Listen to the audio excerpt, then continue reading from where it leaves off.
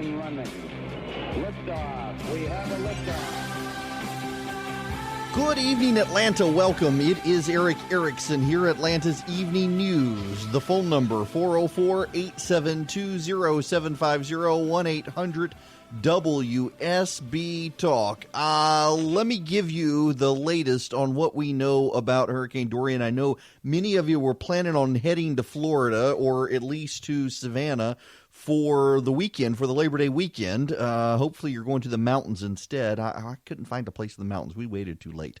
The National Hurricane Service issued an advisory at 11 a.m. that said the storm was about 220 miles north-northwest of San Juan, 370 miles east-southeast of the Bahamas. It is expected that it may be able to reach Category 4 strength before impacting the United States.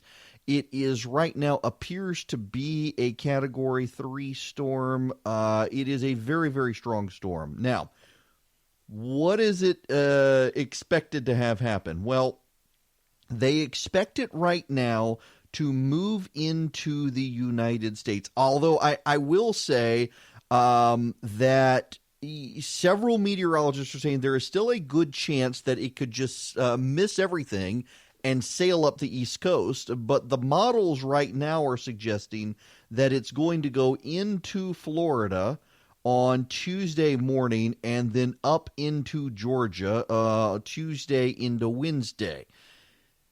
It will definitely mess up Labor Day if you're going to the east side of Florida. But because of evacuations that are going to take place, you probably don't want to head that way, largely because of the mess. Now, if you're going to the western panhandle area and the Gulf Shores area, you may be okay, but the storm will be so massive you'll probably be impacted by rain if you head that way. Now, again, this is very, very important. We do not know whether or not the storm is going to turn and go north, or if it is going to continue a western trajectory and turn later.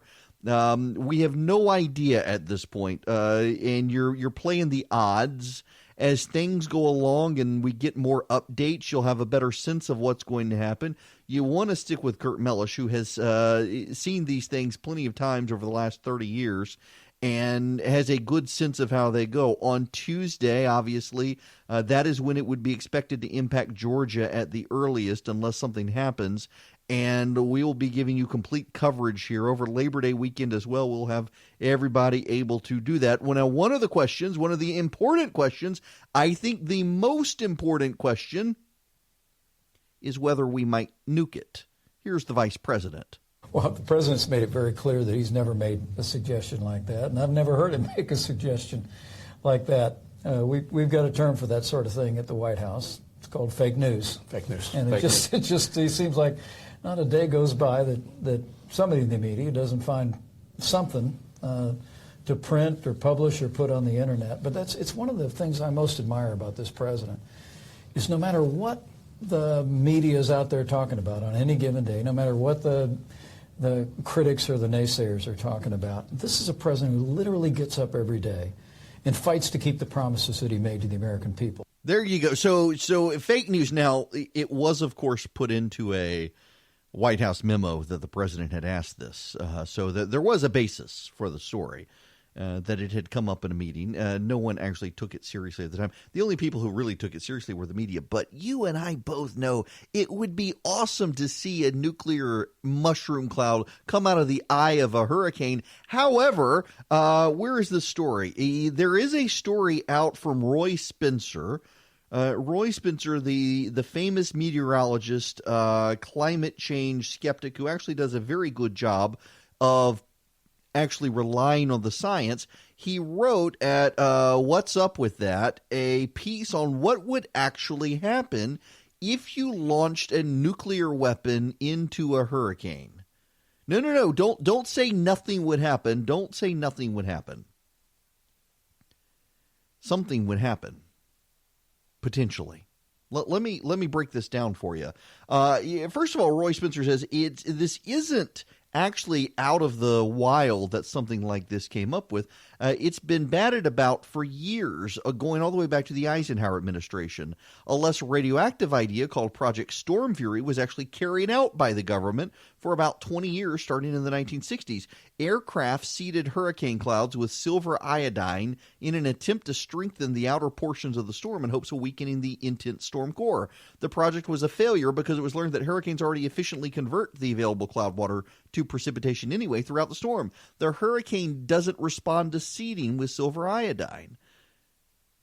Now, this is Roy Spencer writing. I found there's a general lack of appreciation for just how much energy nature uses in weather systems. Hurricanes are, of course, an example of an accumulation of a lot of energy that is organized into a single weather system with dramatic effects. The energy was accumulated over many sunny days and weeks at huge expanses of ocean.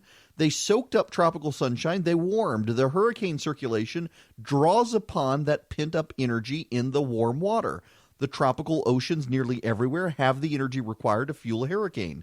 What is usually missing is an atmospheric disturbance with low wind shear throughout the depth of the troposphere. So the heat produced by rain clouds isn't just blown away, rather than concentrated in a small geographic area. Okay, so here's this again, Roy Spencer. Let me read this to you.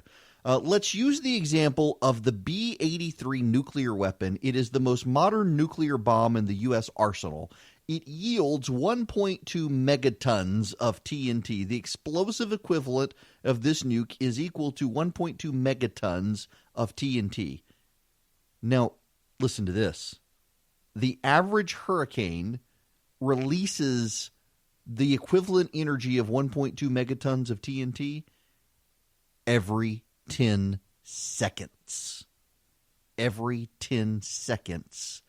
The hurricane releases as much energy as the most powerful nuclear bomb in the U.S. arsenal, or the most modern, rather. So the hurricane probably wouldn't care about a brief nuclear kick in the shins. The idea of spreading all that radioactivity wouldn't go over well with the public. You would vaporize some rain, but you would then turn everything else radioactive. Now, let's say you had hundreds or even thousands of megatons of this warhead. They were cheap and didn't produce dangerous radiation. Would that weaken the hurricane? The most fundamental problem with trying to weaken a hurricane is that hurricanes are driven by heat release. So the bombs would actually add more heat to the storm, which would actually make the hurricane stronger more likely than not. Remember, water vapor condenses into clouds and rain. It releases latent heat that warms the troposphere, causes intense low pressure at the surface that leads to strong surface winds. That's why, by the way, when a hurricane comes through, it's just gross afterwards. You know, when a hurricane comes through, it's always super, super muggy, super, super hot, miserable, no winds after the hurricane goes through. Well, that's why. It's the energy release in advance of the storm, and with the storm and the heat that it leaves behind, hurricanes are essentially heat sinks with water. So if you nuke a hurricane, you'll actually make the hurricane bigger and stronger. Now, that is a scientific guess, you should know. Disrupting the inner core of the eye wall with the nuke might actually cause the storm to wind down, but then because you've added so much heat to it, it would spin right back up and could potentially be much stronger. Now, again, this is what computer models show. Who knows what Mother Nature would do, but the reality is we do know that you would make the rain radioactive. So let's not try that. And the president, of course, if you believe the memos and the people who talked about the president wanted to nuke the hurricane, he brought it up. It is something that had been mentioned. It had even been written about in National Geographic at some point in the past. The president brought it up, asked about it. They said they'd look into it, and they determined, no, actually, yes, this has been discussed. It has been researched, and no, it wouldn't work. And guess what? Nobody did anything with it. And yet it became a story of its own. You know, by the way, I mentioned yesterday the breaking news item and told you the media would probably get it wrong. That was the story about the U.S. government changing the way that we look at U.S. citizens abroad and changing how U.S. citizens of children of American citizens who are soldiers abroad would be treated by the government. And supposedly, the way it was reported by the media, if you were a soldier and you had a child abroad, you were a U.S. citizen, your child would not be a U.S. citizen, according to the Trump administration. That is not true. I told you, by the end of the show, reporters were already having to retract the claim. The White House, though, did clarify this morning. Let me see if I can explain this to you real quick before we go to break, because it's still a big story and it's still being badly reported. The United States State Department during the Obama administration changed the reporting requirements for people living abroad who get married abroad, and either that person who they are living with has a child or they adopt a child abroad. So you get married to someone and that someone has a child and you want to make that child an American citizen, or you are abroad and you adopt a child and you want that child to become an American citizen. If you were an American government personnel or soldier living abroad, you filed a different form than what everyone else filed. If you were an American citizen working for an oil company, for example, in the Middle East, like my dad did, you would file Form A, and the government officials would file Form B. Well, the State Department during the Obama administration changed some of the regulatory guidance. It was never updated by Homeland Security and by Customs until 2018 to match what the Obama State Department did. So the new guidance, all it does is the Department of Homeland Security now relies on what the Obama State Department did and says, hey, everybody files the same form now. This literally affects no more than 25 people abroad annually. That's it, 25 people abroad annually. And the only thing that's happening now is that every single person living abroad will use the same form for adoption. That's not a scandal. That actually makes things easier for people. And you wouldn't know that from the media, but they just like this nuking hurricanes thing, completely got everything twisted upside down and distorted, but that's the press. Labor Day is coming. Kids are starting back to school. You want to get in routines. You want to get in sleep routines. You want to get in exercise routines. You know what you also need to do? You need to get into clean teeth routines. Morning and evening brushing, the Quip makes it easy. Quip has sensitive sonic vibrations for an effective clean that's gentle on your sensitive gums. It's even got a built-in 2-minute timer that pulses every 30 seconds to remind you when to switch sides, and it helps you clean your whole mouth evenly. And the multi-use cover works as a stand, mounts to a mirror, and slides over your bristles to pack and protect your Quip on the go. Brush heads are even automatically delivered on a dentist-recommended schedule every 3 months for just $5. A friendly reminder when it's time for a refresh and to stay committed to your oral health. I love my Quip. My wife has a Quip. My daughter has a Quip. We all use Quip at our house. You can too. It starts at just $25. If you go to getquip.com/Eric right now, you get your first refill pack for free. So you get your first refill pack for free at getquip.com/Eric. Get Quip. You will love this toothbrush. I've been a long-time Quip user. You will want to be a long-time Quip user. Getquip.com/Eric. Go now. The phone number here is 404-872-0750 1-800-WSB Talk. I need to play this audio for you. You'll recognize the voice. I'm not running for president, and and I do not know who the nominee will be. Right. That nominee will then have to decide who he or she wants to have as their colleague and their ally in this campaign. That is left to the decision of the candidate, and I can't say who that person is, and I can't say I'm the person they would choose. If the question is, would I like the job, I'm not going to be coy and say no. Of course, I would love that opportunity. That, of course, is Stacey Abrams. And, yeah, she would love to be vice president. She's not running for the Senate. We'll get back into the Senate. There are a lot of names floating out there, but she has taken her name completely out of contention. What I find very interesting is that, she had the opportunity to come out of the gate with Joe Biden and be tied to him, and she didn't want to do that. You know who was willing to do that, who is willing to actually stick her neck out there and stand with Joe Biden against other candidates who arguably are more popular with the base, but maybe not as reasonable? Do you think that Senator Warren and Senator Sanders forget how difficult it was, as you're saying? I can't speak for them, but what I do know is that there are millions of Americans who don't want to give up their private health insurance.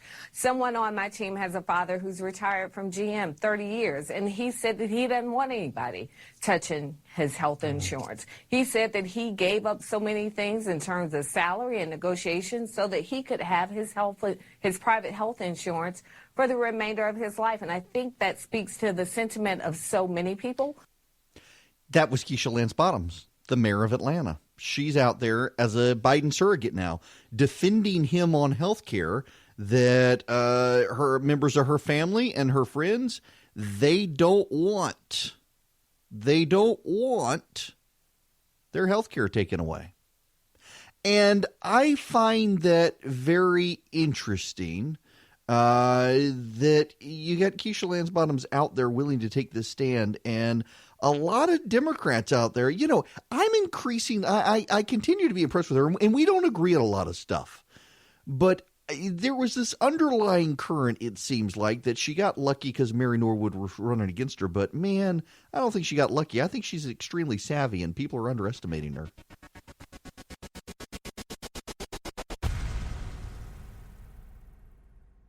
It is Eric Erickson here, Atlanta's Evening News on WSB. The phone number, 404-872-0750, 1-800-WSB Talk. If you haven't heard, the FBI Inspector General, or Department of Justice Inspector General, said former FBI Director James Comey violated FBI policies in his handling of memos documenting private conversations with the president. The Inspector General says Comey broke bureau rules by giving one memo containing unclassified information to a friend with instructions to share the contents with a reporter. Comey also failed to return his memos to the FBI after he was dismissed in May of 2017. He retained copies of some of them in a safe at his home and shared them with his personal lawyers. According to the report, quote, by not safeguarding sensitive information obtained during the course of his FBI employment and by using it to create public pressure for official action, Comey set a dangerous example for the over 35,000 current FBI employees and the many thousands more FBI employees who similarly have access to or knowledge of non-public information.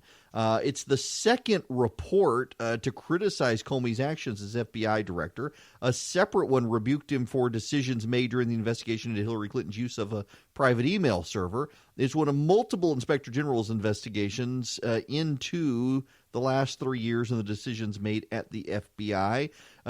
William Barr will not undertake any sort of prosecution of James Comey for this. There's still the outstanding matter with the grand jury of what might happen to Andrew McCabe. Maybe James Comey is going to get a CNN contributorship now. We don't know about Andrew McCabe yet. McCabe may very well be in big trouble for what he did. There are some deeply troubling allegations about how he handled the Clinton matter that are still out there. We will see what actually happens with him. But Comey, Inspector General, says he done wrong, but he's not going to actually get prosecuted or anything like that. So we'll see. There are a lot of people outraged on the right by this, obviously, thinking that this shows a double standard. I'm actually amazed at what all FBI agents can get away with without facing prosecution. The more I learn about this sort of stuff that happens, typically they're fired, but they're not prosecuted for what happens, which is interesting. There's an interesting commentary there. Speaking of surveillance and the FBI and all of that, I want to spend a moment here talking about these various electronic devices we now have in our homes. I mentioned earlier the Ring device. If you're not familiar with Ring, it's getting very popular. Just so you know, I have we've got multiple now cameras at our house. I do not have the Ring, and I'll explain why in a minute. But one of the most popular ones is the Ring. Nest also makes one. They're cameras, surveillance cameras, if you will. The Ring camera is a doorbell camera that takes wide shot photos and alerts you when there's movement coming towards your home. And you can talk almost on an intercom system with this. It can replace a doorbell. I've got several homes around me who have them. And Amazon is entering into a partnership with local police where they're going to share with local police the video that comes off your home. Now, it will not be live feed video, but the police would be able to go to Amazon and say, give us the video footage that happened at this particular time. And Amazon would share the information with them. Now, Amazon says that the police can't have access to the live footage and that they will send you an email and allow you to object to giving the police the information before sending it to them. Many people will be okay with that. My bigger problem is how hackable these things are and who's listening. I like Apple products, and I have several HomePods in my house. In addition to laptops, desktop computers, Apple Watches, iPhones, iPads.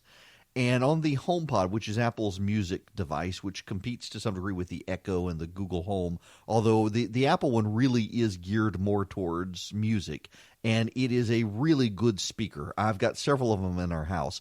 And the reason I went with Apple is because Apple doesn't send everything to the cloud. See, with Google and with Amazon, when you say dingus, and I'm going to use dingus,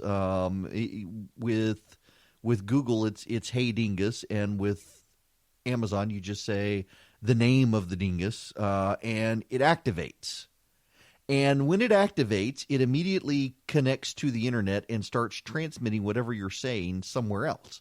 With the Apple devices, what they do is they have a chip on their devices, a physical chip, and it processes the information on the chip before sending it to the internet. But there are oftentimes, particularly with the HomePod I've noticed around the house, Siri can be accidentally activated.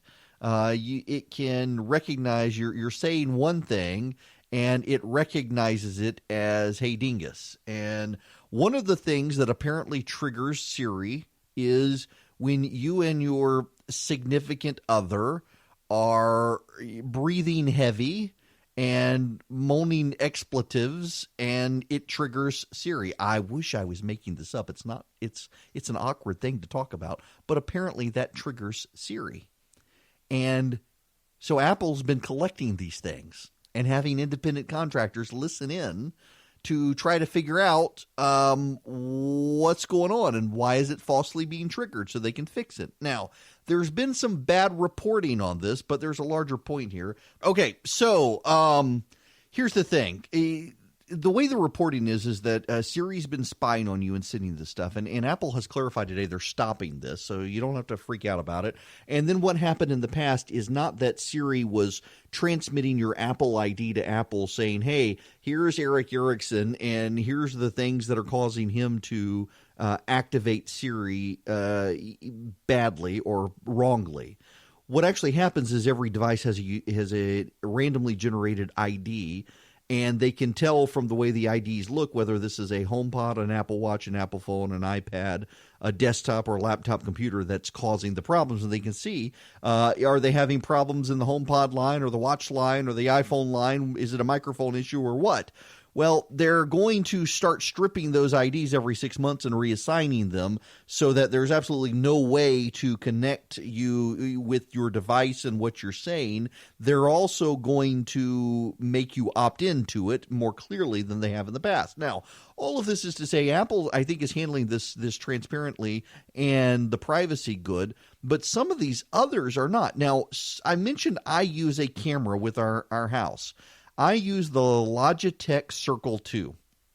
And the reason I use the Logitech Circle 2 is if you've heard of HomeKit, Apple has this thing where you can control lights and power and stuff in your house. For example, in my home office or in my kitchen, I can say, Dingus, turn on the lights in the kitchen, or turn on the office, or turn the brightness down 10% or increase it to full. We've got them on our front porch. And you've got this stuff for Google and Amazon, too. The problem is that Apple built a strong hardwire firewall into all these devices. It takes a special chip. So it's virtually impossible to hack into the Apple HomeKit devices, where it has been shown to be incredibly easy to hack into the devices without the Apple chip. So the Google and the Amazon devices more easily hacked into. The reason I went with the Logitech Circle 2 is because there have been more and more instances of hackers hacking into your home cameras and spying on you or your home. And this Logitech Circle 2 is the Apple HomeKit version and has that chip, so it can't be hacked into. So nobody's spying on my house because this thing has a microphone in it. I don't want them hearing my conversations and watching. And the other issue is they're not going to hand my stuff over to the police. It is really amazing that for comfort and convenience, instead of the Chinese or the Scottish or whoever, and I say the Scottish intentionally because they've built surveillance states. Every square inch of Scotland is covered in security cameras, it seems now, at least in urban areas. In China, every square inch of the whole country is covered in cameras. They can see what you do at all hours of the day and night. And those were, in China at least, an authoritarian regime. In Scotland and now increasingly in England, there are democratic governments that have authoritarian tendencies. And here in the United States, it was Fortune 500 companies that let us willingly build a surveillance state against ourselves. We've made our own surveillance state. Our cameras watch us, the microphones on them listen to us, and they randomly transmit stuff to Fortune 500 companies. Now, I would rather go to a Fortune 500 company that might find a cool product to sell me than to the government that wants to spy on me, but still, it's quite interesting how this has happened. As Winston Churchill used to say, slowly at first and then all at once. My buddy Brandon texted me and said, remember when people were outraged that Teddy Ruxpin was spying on you? Yeah, the animatronic bear. By the way, Governor Kemp, he has signed a state of emergency in South Georgia counties: Brantley, Bryan, Camden, Charlton, Chatham, Effingham, Glenn, Liberty, Long, McIntosh, Pierce, and Wayne counties. Those are the southeast Georgia areas and the coast, all the way up to Savannah. So the impact of the storm continues to develop. You are going to want to stay with WSB as this thing moves towards the coast and moves towards Georgia. It is continuing to take shape, and we're not really sure at this point whether it's going to cruise on up the eastern seaboard or whether it actually is going to go into Florida. Most of the models are showing it's going to go into Florida. But new hurricane season, new models, they're testing some stuff out, so we will actually see. When we come back, we need to talk about Greta Thunberg. I haven't spent a lot of time on her here. I haven't wanted to delve into her here, but we need to because she has arrived. And who is she? I'll tell you. On the left, if you criticize her, you get in trouble. I'll explain. Also, remember, if you're in the Coweta County area between Noonan and Peachtree City, Philip Singleton is who you want to vote for, the special election there for the State House. Yes, there's a special election. Go early vote tomorrow or go to the polls on Tuesday and vote for Philip Singleton in that race to replace David Stover in the State House of Representatives.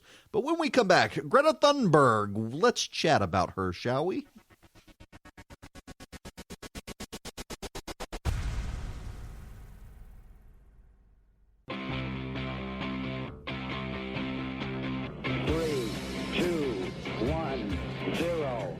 Running. Liftoff. We have a liftoff. It is Eric Erickson here. News 95.5 AM 750 WSB, Atlanta's Evening News. If you want to be a part of the program, you can call 404-872-0750 1-800-WSB Talk. I need to read an email that I got last night after the show concluded from someone who will go nameless.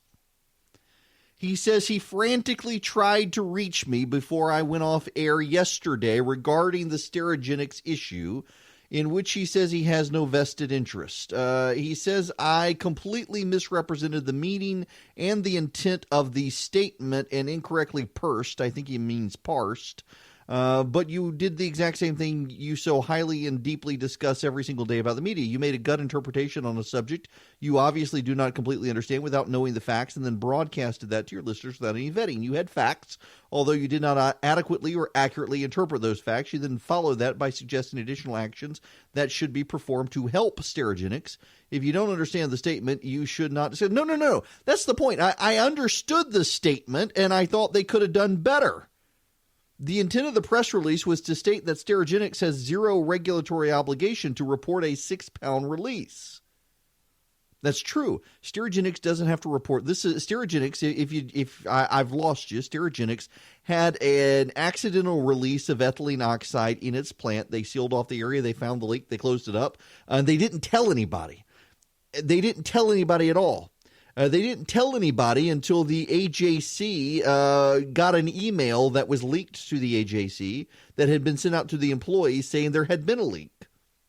So then they released this mealy-mouthed statement that includes just some weird language into how they said that steps were taken after the announcement. It was a weird statement, and that's what I get to. Here's what this guy says, though. The intent of the press release was to state that Sterigenics had zero regulatory obligation to report the 6-pound release. They do not have any legal obligation to inform anyone, not even the governor. Why should they? In addition, Sterigenics further stated that measures were being put into place so this doesn't occur in the future. Yeah, after they put that in the press release. This is typical of process safety, nuclear safety. Yeah. There was a near miss. They responded to it. Yes. But here's the problem. And, let me go back to the, where is it? Let me go back to the statement. It's just, oh my goodness. The actual wording is, although the release was below the level required to be reported to the Environmental Protection Division, Sterigenics took immediate corrective actions to ensure similar incidents do not occur. And that was my point of parsing the statement. Yes, I understand. It fell below the level required at Sterigenics for them to notify anyone.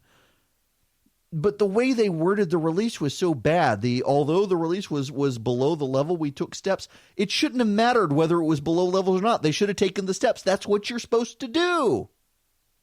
But there's more. There is more.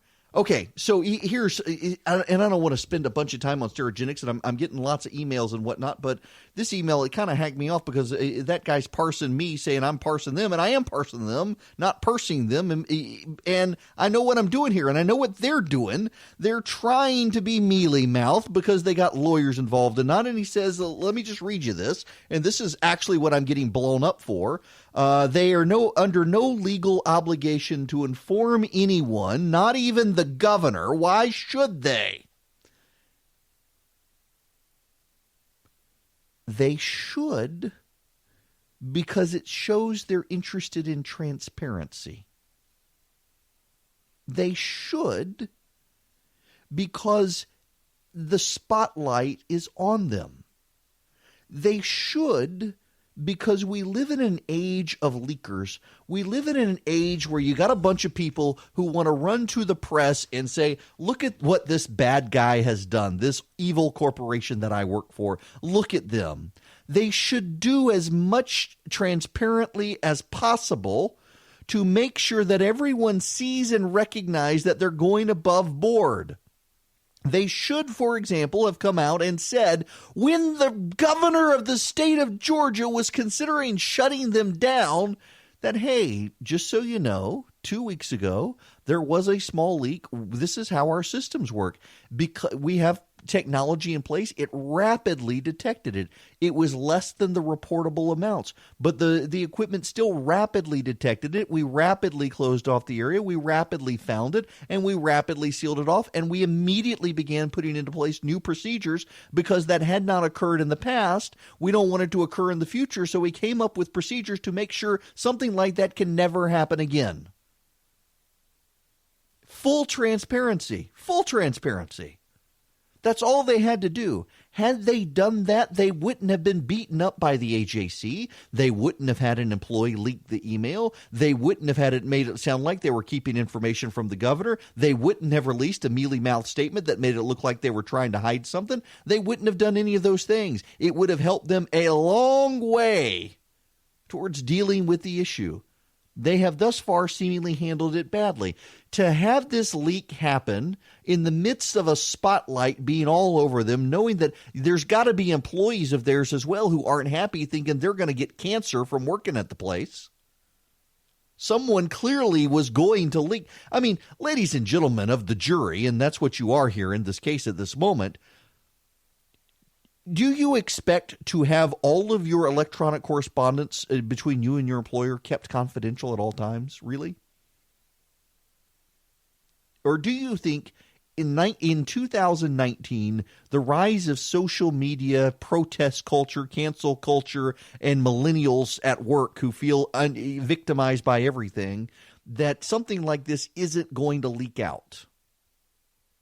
The odds are, I would submit to you, ladies and gentlemen, that you send out an email that says, hey, employees, there's been a leak at the facility of this chemical that causes cancer. Somebody's going to leak it. So you might as well get ahead of the leak by saying, hey, look, there was a leak at our facility. As an example of why you shouldn't worry about this, there was an accidental leak of our facility of a used drum. This has never happened before, but it was an insignificant amount, well below the reportable threshold, but the sensors in our facility automatically detected it anyway, even though there was so little of it that leaked out. We immediately sealed off the area, we evacuated the people, we found the leak, we shut it off, and now we've already got in place procedures so something like this that had never happened before can never happen again. It was a one-off thing. Don't worry about it.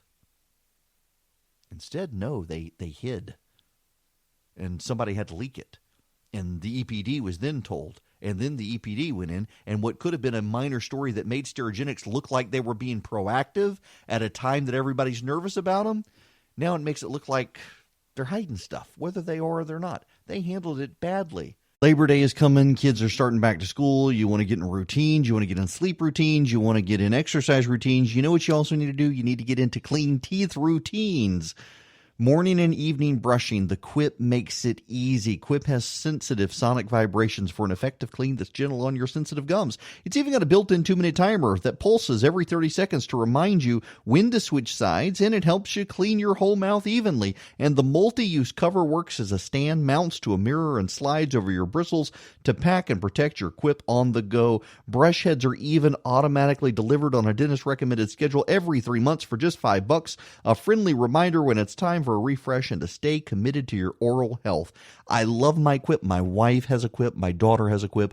We all use Quip at our house. You can too. It starts at just $25. If you go to getquip.com/Eric right now, you get your first refill pack for free. So you get your first refill pack for free at getquip.com/Eric.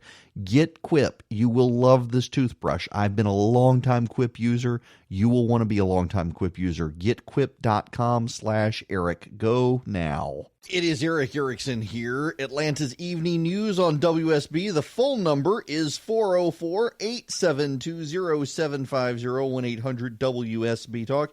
As Kurt Mellish mentioned, it's kind of still up in the air as to what Hurricane Dorian is going to do. Is it going to head into Georgia? Is it going to just go straight across the Gulf Coast? Is it going to go up the eastern seaboard? Not exactly sure yet, but it looks like, it absolutely looks like it is going to come into Georgia on Tuesday, possibly now stick around through Wednesday. The governor has gone on and issued emergency declarations for Brantley, Bryan, Camden, Charlton, Chatham, Effingham, Glenn, Liberty, Long, McIntosh, Pierce, and Wayne counties. Those are in southeast Georgia and up the Georgia coast. We're not exactly sure where the hurricane is going to make landfall. It appears it is now a Category 4 hurricane. No one thinks it's going to be a Category 5 hurricane.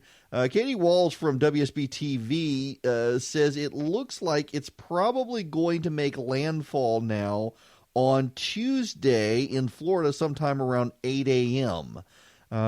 We presume then it will head into North Georgia, or into north to Georgia, over Tuesday and into Wednesday. We don't know how slow it's going to go. We don't know how far it's going to turn. And there are a lot of variables between now and then. What I do know is, as of right now, given the size of the storm, even if it turns and heads up the eastern seaboard, if you were headed to East Florida, to the beach on the Atlantic, Jacksonville, Amelia Island, Fernandina Beach, Clark Howard's house, you probably don't want to go there now for Labor Day. You probably want to avoid Florida. Sorry if you were headed to Disney World. Sorry. You may be able to go to Disney World, but I kind of doubt it. I wouldn't do it. Now, when we come back, let us shift gears again. We need to talk about this Democratic primary that's shaping up and the state of play. There's actually some pretty consistent polling trends now. It's too early to say, oh, so-and-so is going to win the election, but there are some trends we should pay attention to that are starting to shape up in the polling that look like they'll stick around long term.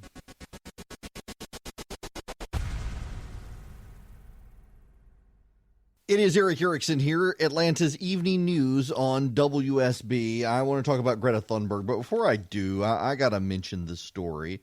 There's a 13-year-old in Minnesota, Jaquan Faulkner.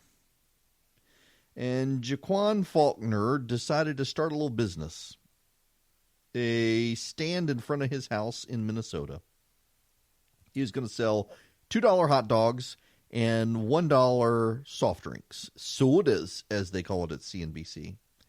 But there's a problem. One of his neighbors, they don't know which neighbor, a neighbor emailed and complained to the Minneapolis Health Department, and health inspectors, well, they had to carry out the law. They had to shut Jaquan down.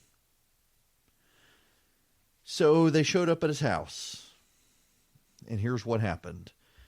They told him that somebody complained and that he was run afoul of health regulations because he's selling cooked food. So what did they do? They decided to work with the kid. The health inspectors taught him about food handling at no charge. They taught him how to get his hot dog stand up to code. They worked with him to pass the inspection for code after teaching him how to keep it in code. And then they paid the $87 fee for a short-term food permit for him and gave it to him July 16th. And it took off. He now serves a lunch crowd between 11 and 3. And he's working. He's a 13-year-old doing this. He's selling between 150 hot dogs a day. He's using his own money to buy his own school clothes, and he wants to keep it going after school if he can figure out a way how.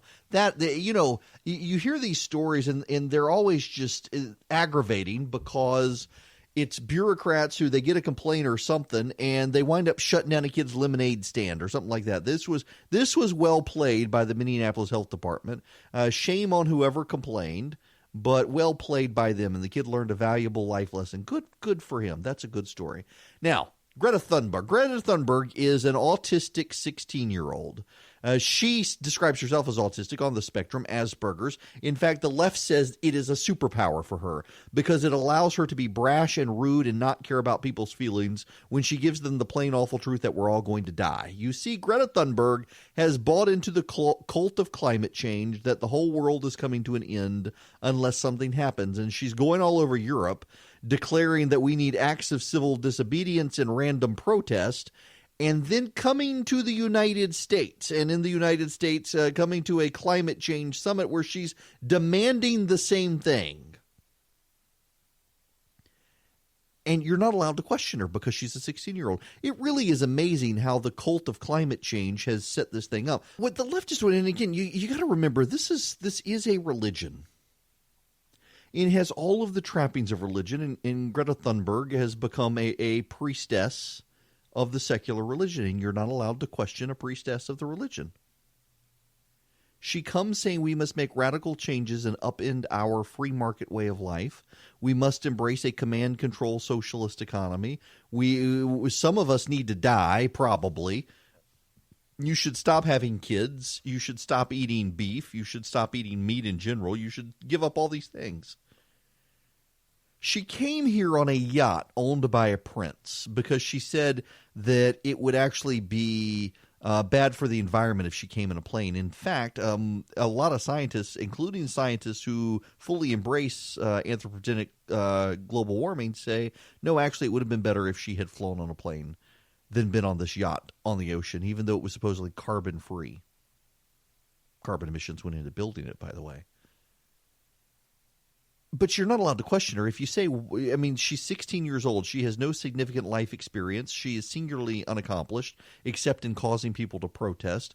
Why should anyone listen to her? She's not a scientist. She's a 16-year-old. She's a 16-year-old. 16-year-olds do not need to be listened to. 16-year-olds need to listen. 16-year-olds do not need to lecture us. 16-year-olds need to be lectured to. They need to sit quietly. And I don't care who you are, what your politics are. Same with conservatives. I have maintained this about the idiots out there who try to drag these 16-year-old know-it-all little conservatives into the movement only to watch them get burned out, leave politics, or become progressives. A 16-year-old does not need to be the lecturer. The 16-year-old does not need to be the talker. It doesn't matter whether it's politics, climate change, or what. And yet the left is heralding this girl as some sort of high priestess. You're not allowed to question her without being attacked. If you say anything critical, you're a bully. Why? Because their arguments keep losing. So now they found someone they are convinced can't be assailed because of her youth and inexperience. If she says something wrong, well, she's just a 16-year-old.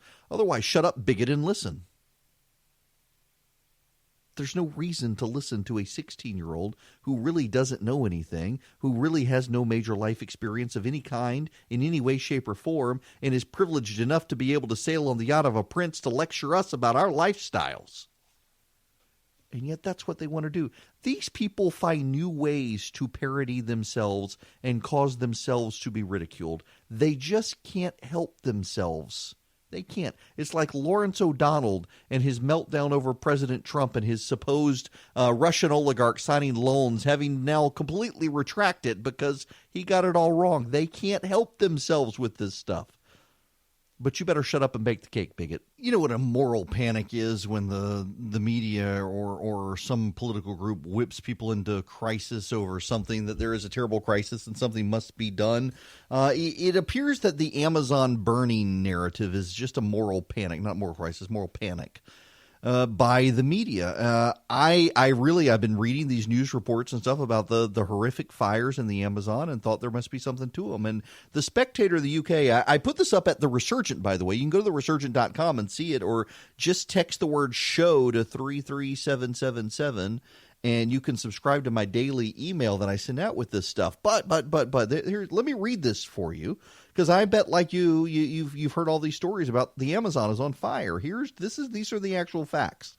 The forest is not on fire. The vast majority of this year's fires are on farmland or already cleared areas.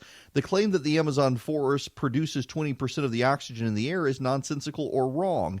The Amazon consumes as much oxygen through respiration as it produces through photosynthesis, so there's no net contribution, and even on a gross basis, it contributes less than 6% of oxygen production, which mostly happens in the ocean. The number of fires in Brazil this year is more than last year, 2018, but the same as 2016, and less than in the years 2002, 3, 4, 5, 6, 7, 10, and 12. For most of those years, Brazil's president was a socialist, which the media didn't bother to tell you. And by the way, deforestation in the Amazon basin is down 70% since 2004. Those are the actual facts here. No reason to panic.